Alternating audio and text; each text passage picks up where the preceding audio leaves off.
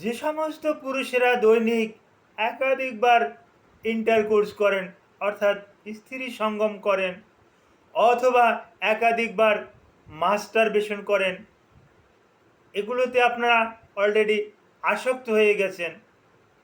Intercourse করাতেও আসক্ত হয়ে গেছেন, অথবা মাস্টারবেশন করাতেও আসক্ত হয়ে গেছেন।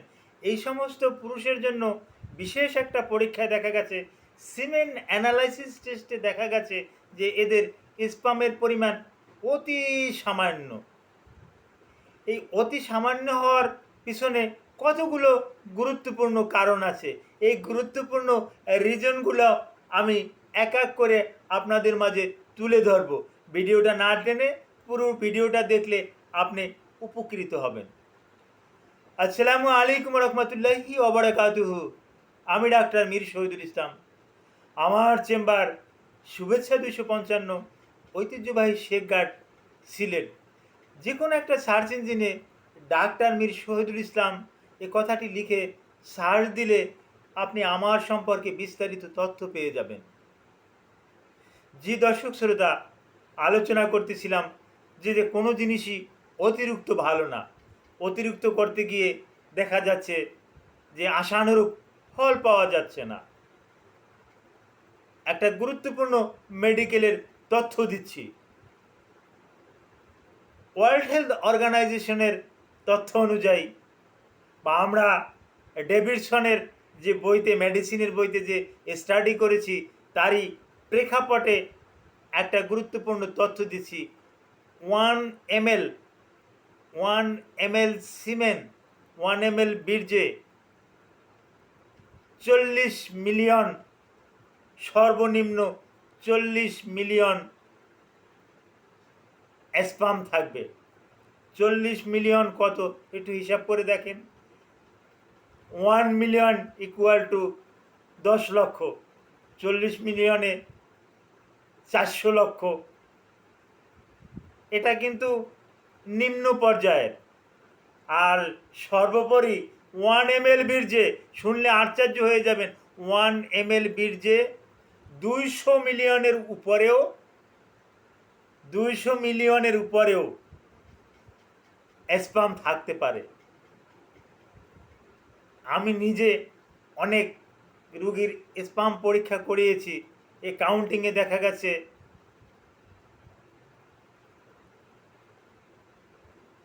প্রায় 200 মিলিয়নের কাছাকাছি, 180 মিলিয়ন আমি বেশ কিছু রুগীর পেয়েছি, 170 মিলিয়ন পেয়েছি, তাও কিন্তু 1 ml বীর্যে।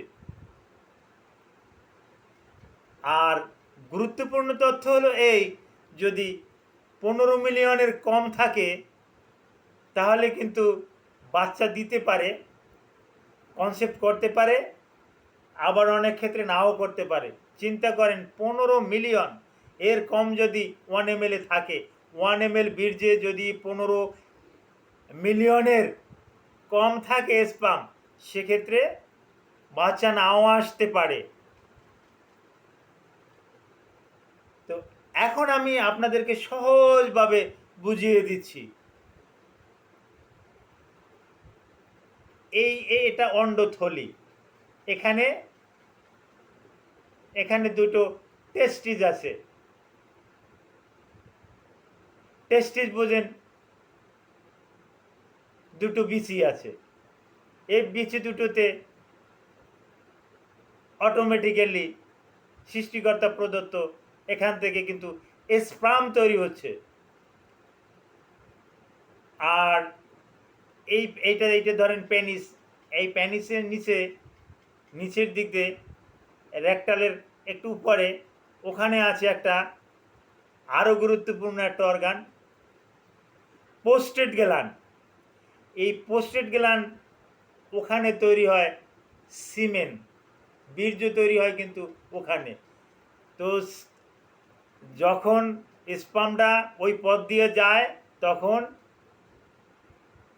যখন ওই পথ দিয়ে ইউরেথ্রা দিয়ে যখন যায়, তখন কিন্তু পোস্টেট গ্ল্যান্ড একটা ফ্লুইড তাকে দিয়ে দেয়। এই ফ্লুইডটা হলো যে বীর্য।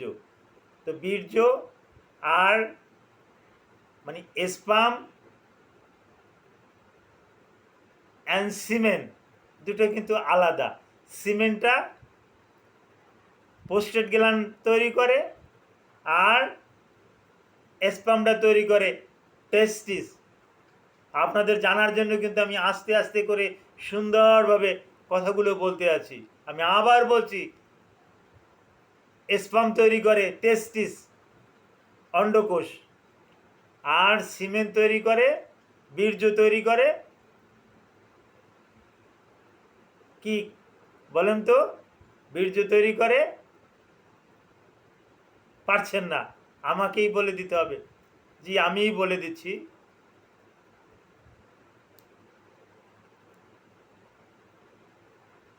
বলুন না, আপনারা পারছেন না,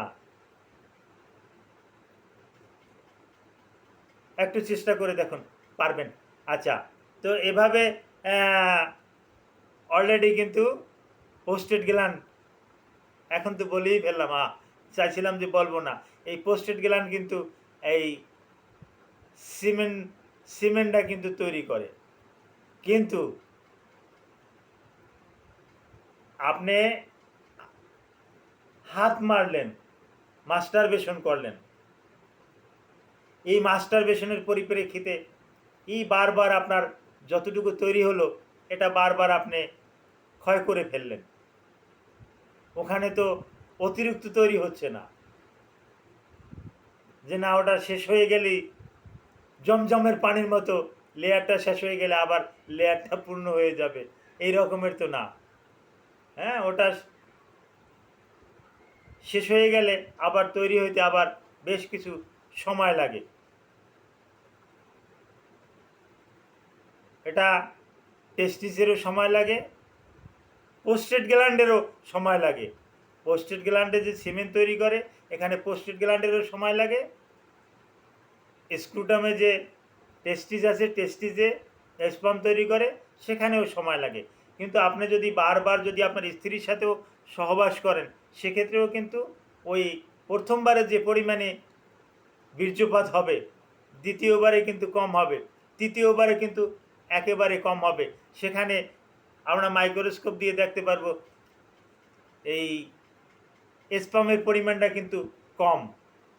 কিন্তু এই কমটা যদি 15 মিলিয়নের কম হয়, তাহলে কিন্তু আপনি কিন্তু বাচ্চা হতে পারবেন না। আর আমরা যখন এই সিমেন্ট অ্যানালাইসিস করি, তখন রুগীকে বলি 3 দিনে অর্থাৎ 72 ঘন্টায় আপনি আপনার স্ত্রীর সাথে মেলামেশা করবেন না, ইন্টারকোর্স করবেন না।